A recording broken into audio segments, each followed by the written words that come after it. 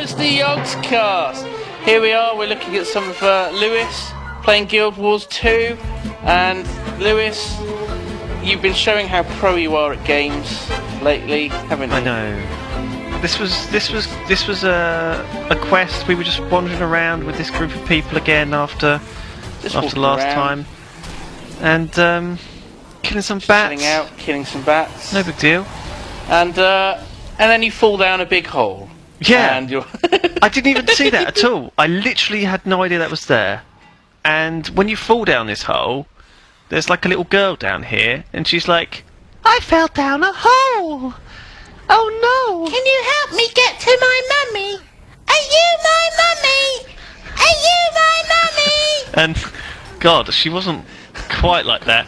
But we then have to go through and escort this girl out of this hole.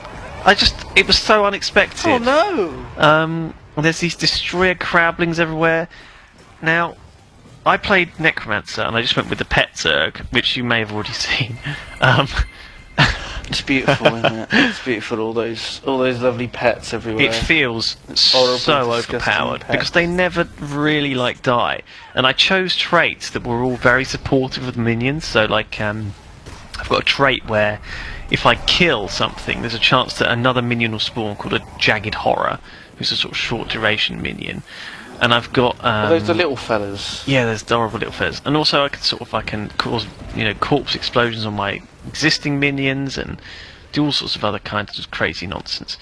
There is apparently a trait which allows you to summon a whole bunch of minions, but I think it's a sort of a higher level one. So I didn't actually get there. And that's like a proper kind of crazy creature Zerg. So we're in this sort of horrible dark cave. I accidentally used my Necromancer ability to sort of charge forward, and I found myself wedged in the destroyer burrow. Now this has happened quite a few times to me. I shadow stepped into a door in World v World and was stuck there for about an hour inside this door. Yeah. Like I couldn't waypoint. It's better than me being stuck in a tree in Fable 3. Well, I had to sort of wait until count someone yourself either came and killed me, or we got through the door. So that was a fun period of time. And also on one of our other quests, which should be going out later, I got stuck under a coffin lid for a little while. Oh goodness! Yeah, I'm a cast. That wasn't very nice at all. But look how lovely this place is. These mobs are like sort of lava destroyers. The lighting. Suddenly gone we're red. in the Nether. Yeah, it's crazy. It's beautiful here. Oh my god, that is what it's like, isn't it? So we've actually got a sort of second event going on here. So not only are we escorting this little girl out, but we're sort of we have to collapse the big destroyer fissure in the middle. So I'm sort of wondering where that little girl's gone, but I think she's still following us.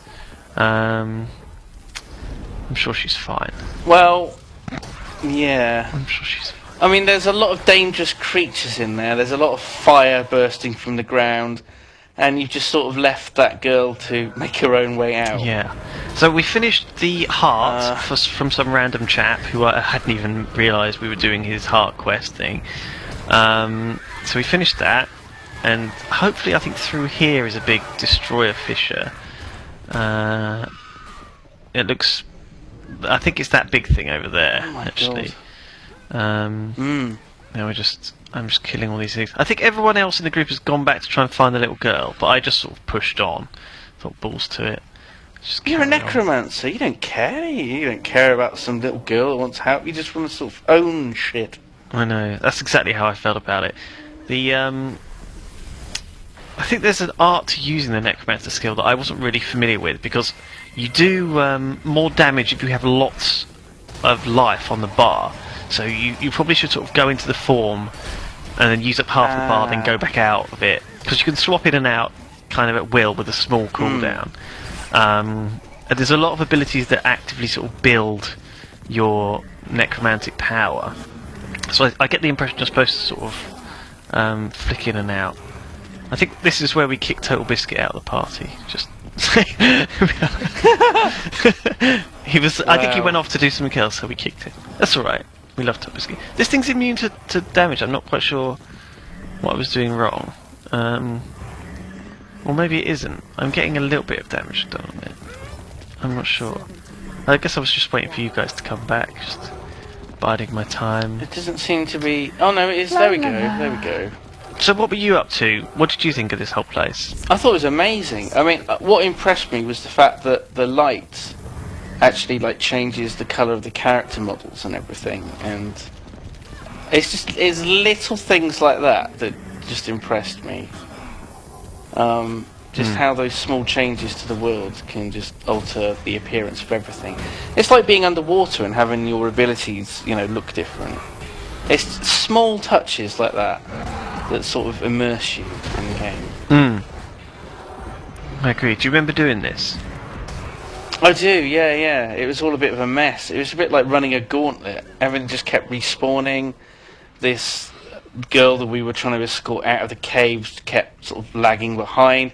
It's an escort quest, so naturally, you know, even though she's in this cave she doesn't want to be in, she's scared and she's desperate to get out, she still sort of walks slowly, you know, dragging her feet.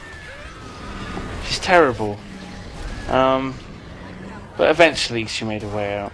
I managed to get hold of a lightning hammer, which is weapons. ridiculous. Oh, God. And there we are. So we succeeded in this extremely over the top. But isn't it cool? I mean, you wouldn't have found out about this if you didn't just accidentally fall down a hole. That's true.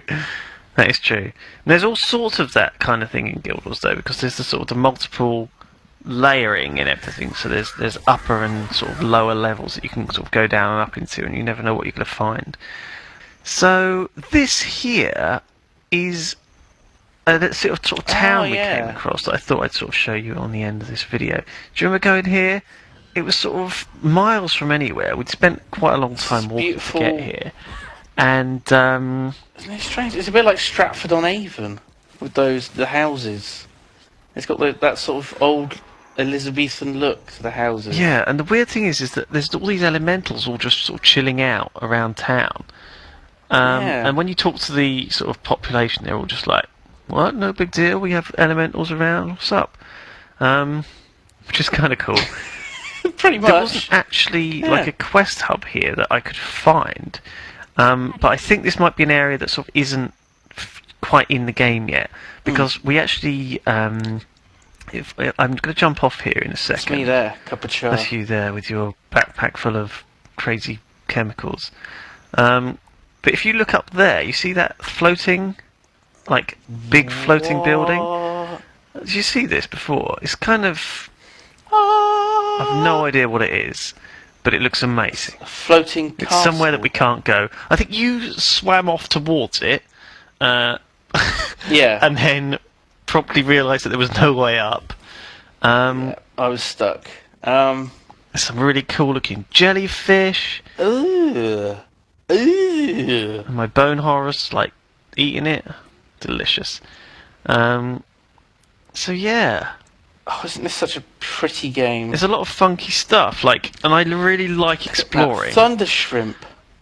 Isn't he lovely? It's really, really cool to just go exploring in a new game and just see where the wind sort of blows you. And stuff like that, just discovering it, is kind of cool as heck. And it's a very big game. From my experiences of Guild Wars 2 so far, if you can see it, there's a way to get there. Yeah. There's no just scenery, right? Everything is in the game. If you see a mountain in the distance, you can go up that mountain. You know, it's just been so far. That's been my experience. I guess the world has to end somewhere. Yeah. But as it is, like everything that you've seen, like there's that big dam that was in the distance, like the human starting area, and I was like, oh my goodness. And then you find yourself, you're actually up there on this big dam, and there must be a way to get up in that floating castle at some point, and that's going to be pretty mind-blowing. So we just killed some terrible big veteran sea scorpion.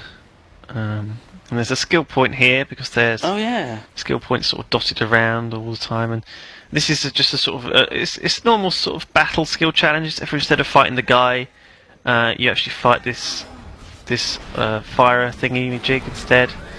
So we've got big Zerga people, so it's not really too much trouble for us.